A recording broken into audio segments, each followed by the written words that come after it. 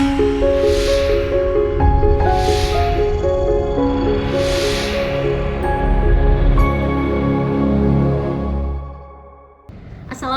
warahmatullahi wabarakatuh. Salam kenal, saya Nur Aini Mahmudah, dosen pada program studi Diploma 2 Pengolahan Hasil Ternak Unggas Akademi Komunitas Negeri Putra Sang Fajar Blitar. Video ini saya buat untuk pernyataan diri dosen unjuk kerja Tridharma Perguruan Tinggi atau PDD UKTPT di bidang pengajaran. Izinkan saya memaparkan mengenai salah satu mata kuliah yang saya ampu, yakni penjaminan mutu pangan. Penjaminan mutu pangan diselenggarakan pada semester 2 dengan bobot harga 2 SKS. Nah, mata kuliah ini merupakan mata kuliah yang termasuk industry oriented course karena dirancang untuk memberi pengetahuan dan keterampilan dasar dalam menjamin mutu pangan secara umum. Sehingga suatu saat nanti apabila mahasiswa lulus kemudian mereka bekerja di sektor usaha bidang pengolahan pangan, maka mereka akan bisa melaksanakan prosedur teknis penjaminan mutu produk pangan secara andal. Adapun capaian pembelajaran setelah mahasiswa lulus dari mata kuliah ini, maka diharapkan nantinya dapat 1. Mengetahui cara produksi pangan olahan yang baik dalam unit pengolahan hasil ternak unggas. Yang kedua, dapat menganalisis dan mengidentifikasi bahaya yang muncul dalam pengelolaan pangan sekaligus pengendaliannya. Dan yang ketiga, mahasiswa dapat membuat contoh dokumen mutu dari suatu unit pengolahan hasil ternak unggas dengan pendekatan Hazard Analysis Critical Control Point atau HACCP. Lantas, apa saja yang dipelajari dalam mata kuliah ini? Mata kuliah penjaminan mutu pangan menelaah mengenai mutu produk pangan dengan cara mencegah, mengontrol, dan mendeteksi bahaya fisik, bahaya kimia, maupun bahaya biologis dari produk pangan. Mata kuliah ini juga mempelajari cara produksi pangan olahan yang baik atau CPPOB, diiringi dengan bagaimana cara menyusun dokumen mutu dari suatu unit pengolahan hasil unggas dengan pendekatan Hazard Analysis Critical Control Point atau HACCP. Perkuliahan penjaminan mutu pangan ini disampaikan dengan metode DIA, Delivery, Interaction, dan Assessment yang dilakukan secara luring. Adapun media yang dipergunakan dalam perkuliahan ini meliputi laptop dan komputer, proyektor LCD, alat tulis, serta modul yang sekaligus memuat lembar kerja mahasiswa berbasis case method. Lalu untuk sistem penilaian, mata kuliah ini memiliki komponen penilaian, diantaranya yang pertama adalah aktivitas partisipatif sebesar 15%, dilanjutkan dengan proyek case method yakni 35%, kemudian ada tugas dan kuis masing-masing 10%, disusul dengan ujian tengah semester UTS dan ujian akhir semester yang masing-masing seharga 15% dari unsur total 100%. Nah, mata kuliah penjaminan mutu pangan ini diselenggarakan dalam 16 kali pertemuan. Pada pertemuan ke-8 dilaksanakan ujian tengah semester atau UTS, lalu pada pertemuan ke-16 dilaksanakan ujian akhir semester atau UAS. Selanjutnya akan dipaparkan salah satu sesi perkuliahan sebagai gambaran proses pembelajaran. Selamat menyimak. Oke, baik. Assalamualaikum warahmatullahi wabarakatuh. Waalaikumsalam.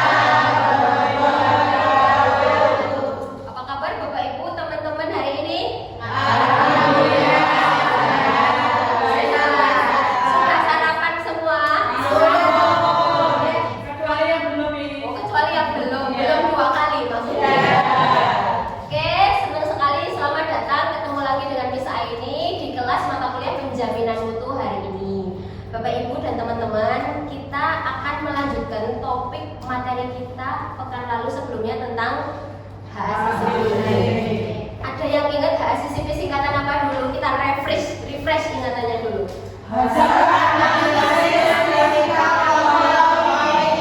Bahasa Indonesianya apa itu? Manajemen keamanan pangan. Kok bisa kaitannya sama keamanan pangan apa, Bu? Karena di situ ada pengelolaan standar kayak Oke, lanjut dulu ya. Coba kembali lagi digali ingatannya lagi. Penjamah makanan itu apa? Penjamah orang yang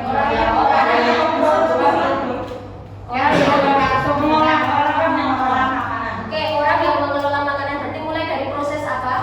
proses Satu suara mungkin yang mewakili, silakan. pemilihan bahan Pemilihan bahan sampai pucuk polnya. penyajian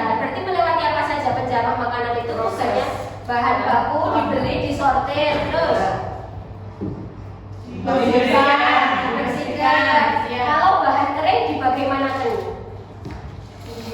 Bahan kering, bahan basah. Bahan basah contohnya daging, sayur, buah. Bahan kering bumbu rempah. Bahan kering yang awet dibagaimanakan nyimpennya? Di dalam wadah. Dimasukkan wadah. Boleh tidak langsung kontak dengan lantai? Tidak. Ada wadah tidak kontak dengan lantai. Bahan basah Dimasukkan. kalau tidak langsung dipakai berarti Disimpan. Oke, pemilihan bahan dan penyimpanan, kemudian Pengolahan. pengolahan. Apa yang perlu diperhatikan ketika mengolah, terutama daging unggas? Kebersihan, Kualitas dagingnya. kualitas daging, daging yang kualitasnya oke ya? Elastis, apabila ditekan kembali. Pengolahan, setelah pengolahan, kalau bakulan kita Pengemasan. pengemasan. Kemasan seperti apa yang baik? Terus standar keamanan. Amannya bisa disebut oh ini kemasan aman. Tidak bocor. Tidak bocor, kedap. Kalau ada berkuah atau berminyak tidak habis penyajian, habis pengemasan berarti pendistribusian. Lanjut ke penyajian. Penjaga makanan adalah orang-orang yang berhubungan langsung kontak dari proses awal hingga akhir ini. Bisa jadi Ibu A yang ada di pemilihan bahan baku dan penyimpanan, Ibu B yang ada di pengolahan, chefnya, tukang masak. Mereka semua adalah penjamah makanan dan kita adalah penjamah makanan juga sekaligus penikmatnya.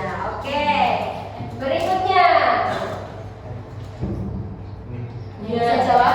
Iya. Kok bisa manusia termasuk Bu? Iya, karena kalau masak contohnya tanpa tutup rambut bisa rambutnya mengontaminasi itu. Kontaminasi apa? Rambut jatuh? Fisik. Selain itu, Kalau tangan darah, darah kontaminasi? Biologi, fisik. kimia, biologi. Darah biologis. sumbernya manusia, hidup. Kalau kita bersin, virus, terus perhiasan, Ya.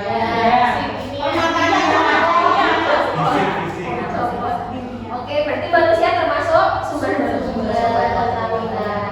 Sehingga kita mengenal berarti kalau konsepnya manusia sumber kontaminan harus ada kebersihan diri. Kebersihan diri kemarin namanya apa? Ibu teman-teman? Personal hygiene. Oke, lagi.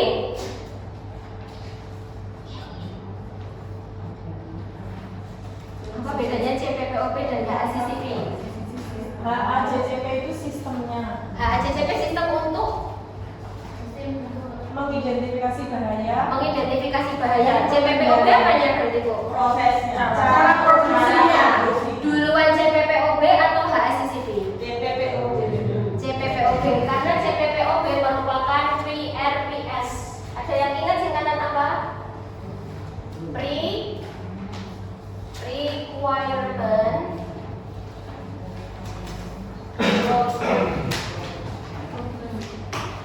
Bapak Ibu punya unit usaha, olahan unggas, daging, telur. Bapak Ibu praktek CPPOB dulu.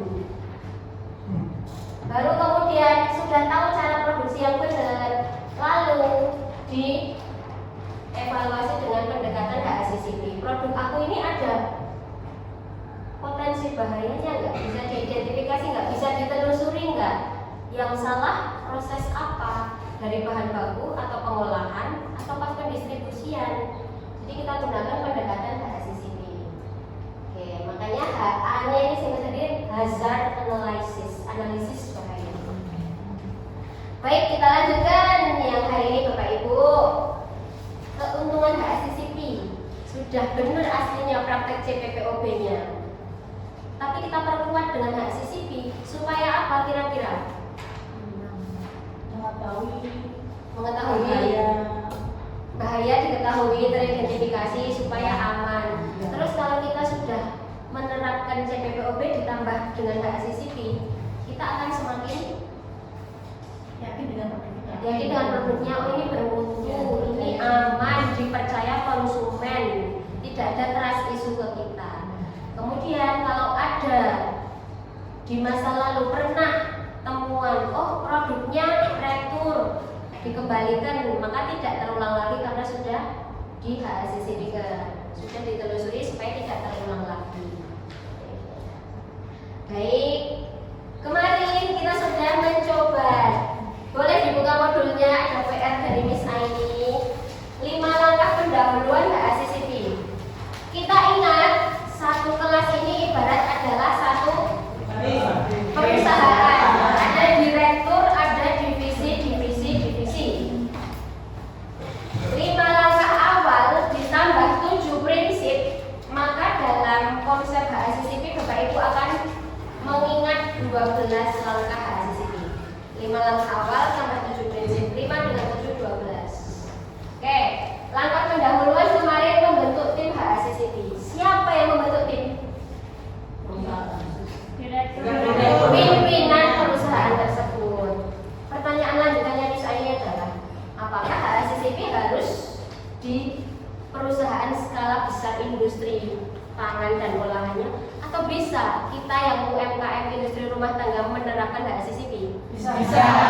Berarti pemilik atau owner juga bertanggung jawab untuk melaksanakan CPPOB plus kita sebagai pelaksana atau pemilik jasa boga, industri jasa boga IJB. Ada berapa kelas kalau ingat? Catering kelas apa? A, B, C. Mana yang paling high? C atau A? C. Ada yang industri jasa boga, dapur cateringnya campur dengan dapur rumah tangga. Ada yang mengelola untuk rumah-rumah singgah, ada yang mengelola untuk penerbangan antar luar negeri. Mana yang semakin canggih dan elit? C. Yang rutinas. Kemudian membuat deskripsi produk. Kita kemarin mengambil satu produk yakni nugget. Identifikasi rencana pengguna, siapa konsumen. Sampai di sini menyusun diagram alir. Oke, silakan dibuka diagram alirnya Bapak Ibu dan rekan-rekan. Proses pertama pembuatan nugget dimulai dari daging ayam. Bahan baku daging ayam. Apakah daging ayam filet atau daging ayam utuh dengan tulang seperti kanvas itu? Proses terakhirnya bukan, karena kita menjual dalam bentuk frozen. Oke, dan yang kelima, langkah awal yang kelima adalah verifikasi diagram alir. Miss, maksudnya apa verifikasi? Ibu dikabari temannya, katanya kelas Miss Aini besok libur loh. Ibu langsung nggak percaya, loh besok katanya ada kuliah presentasi. Ibu menghubungi Miss Aini, Miss, apakah betul sesuai dengan kabar yang saya terima kelas besok libur? Itu verifikasi, menggenahkan, memastikan sesuai tidak. Kalau dalam pembuatan nugget, ibu sudah bikin diagram alir, panah, bunder, kotak, panah. Lalu ibu ke area produksi, di cross check, panah, bunder, kotak, langkah diagram alirnya sesuai nggak sama yang di lapangan. Jangan-jangan gorengnya aslinya 12 menit, tapi di sini ditulisnya 7 menit. Nanti nggak matang. Padahal penggorengan itu adalah bentuk pematangan. Apa bakteri yang selalu ada fitrahnya diunggas? Kalau tidak matang sempurna, salmonella masih hidup. Maka berjaya. Oke, verifikasi tandanya seperti itu. Maka ada tugas dari tim HACCP memastikan diagram alirnya sudah sesuai belum dengan yang ada di lapangan. Coba diulangi Saiful. Verifikasi maknanya apa, Dek? Belum apa? Oh, belum paham. Belum apa kok belum dengar? Yes. Memastikan bahwa yang ditulis sesuai dengan yang dikerjakan. Maka ada pepatah bilang, lakukan apa yang kamu tulis, tulislah apa yang kamu lakukan. 5 langkah awal tamam, selesai. Kita lanjut dengan 7 prinsip. Prinsip itu artinya maknanya loh. Saya punya prinsip dalam hidup ini, saya harus baik ke orang. Prinsip itu maknanya apa? Hal yang tidak bisa diganggu-gugat, hal yang harus dipatuhi, ditaati, yang kita yakini dan kita anggap kebenarannya. 7 prinsip HACCP, berarti langkah-langkah yang harus kita taati, patuhi. Apa saja? Nomor 1, melakukan analisis bahaya. Ibu kulaan ayam dan teman-teman kulaan ayam. Ayamnya dianalisis mulai dari bahan, bagus nggak kualitasnya? Kalau tidak bagus, boleh nggak dikembalikan ke suppliernya? Harus ada buktinya. Ya. Yang kedua, menentukan titik kritis kendali.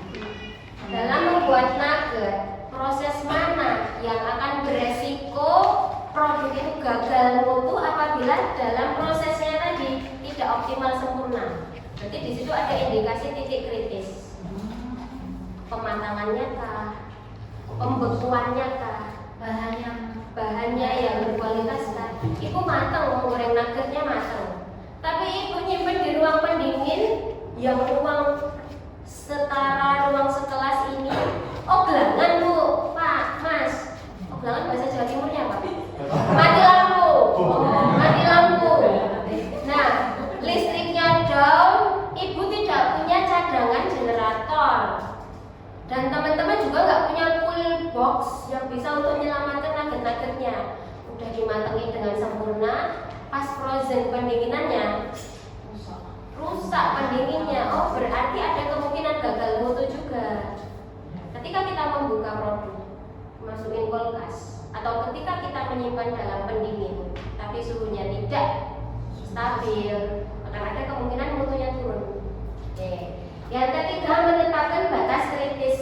Ada batas cemaran. Apakah boleh kita membeli nugget yang mengandung salmonella? Tidak. Ada batas cemarannya. Kalau 0 ya 0, ditentukan 0. Nanti dicek lab. Oh, ini nugget kita ini masih ada batas cemarannya berapa? Kalau nggak 0 jangan dijual. Jadi ada batasnya ditetapkan. Lanjut yang keempat, menetapkan sistem pemantauan. Sudah tahu, oh bahayanya salmonella, oh riskan kalau di penggorengan sama pendinginan, maka dipantau terus. Ada petugasnya, ada timnya yang akan memantau gorengnya benar ora ini, berapa menit biar matang. Kemudian di sistem pendinginnya stabil nggak, dicek suhu nggak, ada PJ-nya nggak. Lalu nomor 5, menetapkan tindakan koreksi. Boleh kita sembari buka modulnya Bapak Ibu. Coba silakan dibuka yang pada halaman berapa, coba izin ya Mas ya. Kita sembari isi bersama. Nah ini identifikasi dan analisis bahaya yang P1 halaman berapa Mas awal? 21. Oke.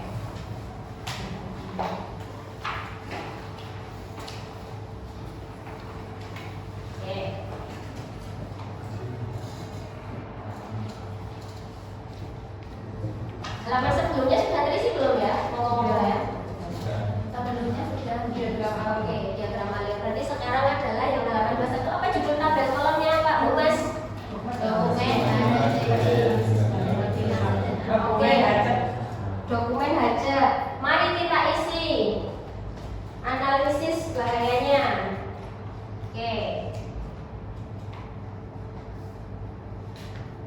Dalam contoh, Bapak Ibu dan teman-teman cermati di depan, kita ambil 2 atau 3 contoh. Yang pertama, simak dulu. Kurang besar nggak tulisannya ini teman-teman? Sudah. Nah, contoh pertama, ada proses. Ini pasti kita lalui. 1, penerimaan bahan baku. Nugget bahan bakunya ayam. Adakah potensi bahaya dari ayam? Ada. Apa di sini contohnya? Pasti salmonella. Jenis bahayanya termasuk fisik, kimia, biologis karena mikroba.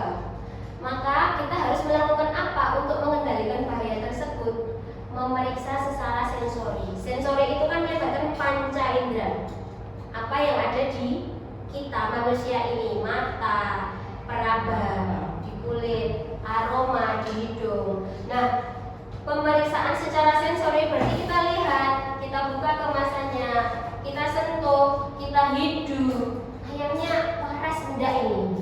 Kira-kira seperti itu. Kemudian COA supplier. Kalau perusahaan besar pasti akan diberi COA.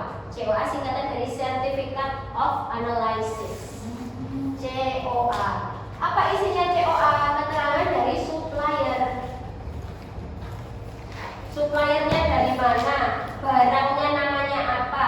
Diproduksinya kapan? Cara nyimpennya gimana? Dan expirednya kapan? COA, Certificate of Analysis. Kemudian kandungannya yang di dalam apa saja, sudah bebas kontaminasi atau belum.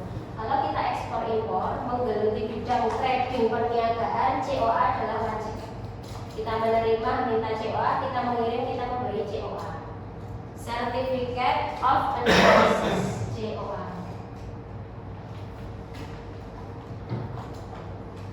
Kemudian ada pertanyaan, ini CCP atau tidak? CCP artinya titik kritis. Karena baru menerima bahan baku dan masih akan diproses, proses berikutnya pas pengolahan itu akan ada kemungkinan mematikan atau menghilangkan mikroba. Maka pas penerimaan itu belum CCP. CCP atau tidak? Tidak. Kenapa tidak? Karena akan ada langkah mematikan mikroba, mencegah kontaminasi di proses berikutnya. Lalu dilakukan monitoring di sini, memeriksa dokumen COA tadi. Setiap ada barang masuk. Bagaimana sistem Bapak Ibu dalam mengelola ayam-ayam yang datang? Hari ini kulaan ayam 20 kilo. Besok lagi kulaan ayam 20 kilo secara kontinu, konsisten, istiqomah. Suatu ketika di akhir pekan ada pesanan banyak. Yang dipakai ayam yang dikeluarkan dari ruang freezer, ruang simpan yang mana dulu? Yang masuk Yang masuk duluan. Berarti sistemnya adalah FIFO, first in first out. Ada pernah dengar FIFO? FIFO bisa untuk bahan-bahan jangka panjang yang E-nya ini artinya expired. First expired, first out. Yang mendekati kadaluarsa dikeluarkan dahulu, lebih dahulu. Bisa memberi contoh saya, FIFO contohnya? Apa? Apa deh? Susu UHT, terus yang lain? Roti Alka. Oh, maksud saya pembuatan akun ini susu UHT roti Alka. Ya, kita pakai kan?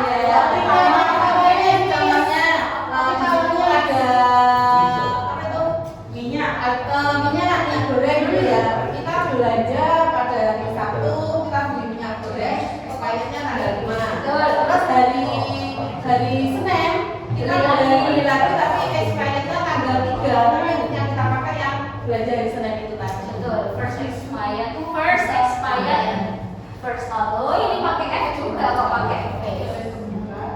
Oke, ralat ya. Bisnis berarti yang dua sistem itu dan FIFO ini yang didahulukan itu yang FIFO ya? Iya, lebih utamanya FIFO. Silakan sembari diisi. Oke.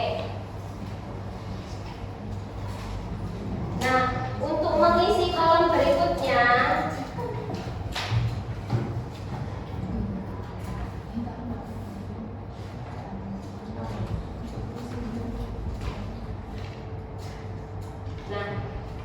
untuk mengisi kolom berikutnya ada yang namanya probability dan ada yang namanya apa itu? Severity. Probability artinya probability dan severity. Kalau severity teman-teman, keparahan. Peluang itu maksudnya peluang kejadian. Keparahan itu seberapa parah kalau kejadian itu terjadi. Nah, caranya adalah gini. Kalau peluang, misal, kan tadi untuk mengisi probability,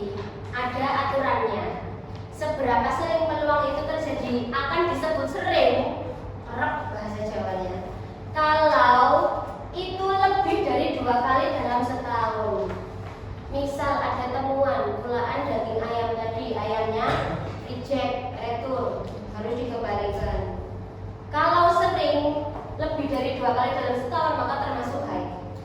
Tapi kalau medium peluangnya sedang-sedang saja itu jarang. Oh, paling sekali 2 kali aja dalam setahun. Terus kalau low ini hampir nggak pernah, aman-aman aja selama ini ayamnya pulaan di supplier, tidak pernah terjadi dalam setahun terakhir. Jadi satuannya per tahun. Nah, peluang kejadian ditandemkan dengan keparahan. Ketemu titiknya nanti keparahan itu begini, disebut parah. Apabila itu nanti beresiko ketika kena ke konsumen terpapar itu menyebabkan kematian fatal. Medium apabila cuma penyakit ringan sampai yang nggak bisa beraktivitas. Kalau cowoknya kita itu isotangi sampai harus bed rest. Gregesi masuk angin biasa tapi masih bisa bangun kan? Terakhir, severity keparahannya low, rendah. Apabila itu cuma penyakitnya ringan, tapi bapak ibu masih sanggup berjalan, beraktivitas, dan masih bisa sadar. Oh, masih bisa ngapa-ngapain. Paling sentrak-sentruk tok. Cara-caranya seperti itu. Lalu kita randomkan. Jadi yang bawah ini adalah severity 1, 2, 3. Yang atas ini adalah peluang. Coba, ada di modul halaman sebelumnya cara menyatukan. Low ketemu low jadinya low. Low ketemu medium jadinya apa? Di halaman sebelumnya, coba dijawab. Oke, low ketemu medium jadinya severity-nya medium, ketemu medium OM. Low ketemu medium, oh menang mediumnya. Baik, apabila sudah diselesaikan mengisi lembar kerja modul, maka Miss Aini akan bagikan latihan soal. Ini adalah mengecek kepahaman Bapak Ibu dan teman-teman tentang topik kita HACCP hari ini. Boleh dibantu membagi, Mas?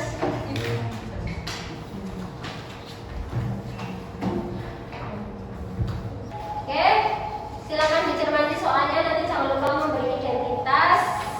Soal adalah sifatnya take home, bisa dikumpulkan pekan depan secara kumulatif. Silakan diserahkan ke Miss. Baik, mengingat keterbatasan waktu, maka kita cukupkan mata kuliah penjaminan mutu hari ini, Bapak Ibu dan teman-teman. Terima kasih atas atensinya. Semoga ilmunya bisa nyantol dan diamalkan.